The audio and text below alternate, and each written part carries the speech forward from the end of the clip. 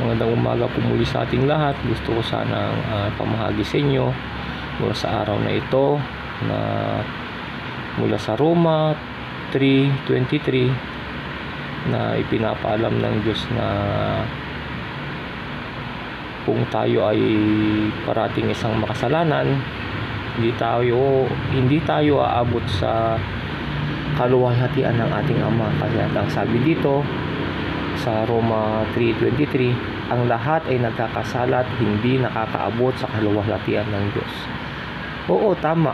Lahat tayo isang makasalanan. Hindi tayo naging perpekto kasi minana natin ito mula pa nung sa mga sinaunang ninuno natin na sina Adan at Eva, na ito isang minana natin hanggang ngayon.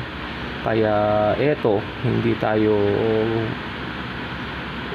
perpekto. Sana tayo kung hindi sila naging pasaway sa ating Amang Diyos na nasa langit, na wala sana tayong kakambal na kamatayan, dahil ang kasalanan ay ang kambal niya ay kamatayan.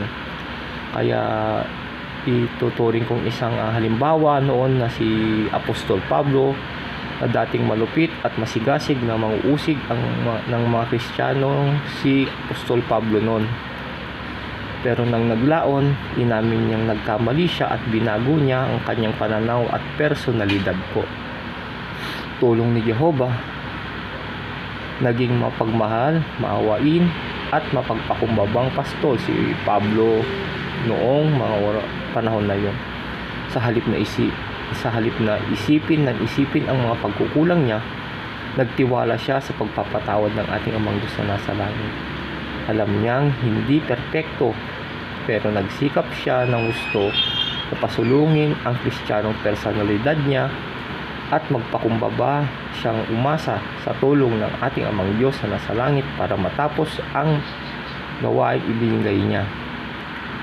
Alam ng ating Amang Diyos na nasa langit na hindi perpekto lahat ng mga tao, pero inaatasan pa rin niya tayo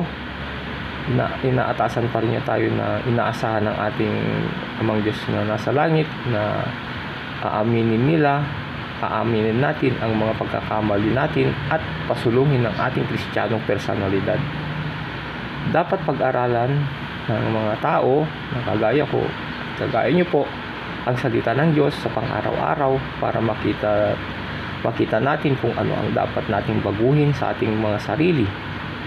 At tiyak na tutulungan tayo ng ating Amang Diyos na Jehovah na maging masaya, mahusay sa mga hinaharap. Sana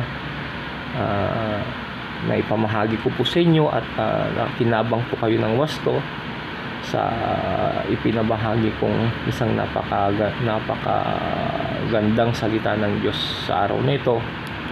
At sana may apply po natin lahat ng ito sa pang-araw-araw nating pamumuhay. Naway nakapagdasal po tayong lahat ngayong araw na ito, nakapagpasalamat at pinuri natin ang ating kaisa-isang Amang Diyos na nasa langit. Kaya salamat po muli sa inyo. Magandang umaga po muli.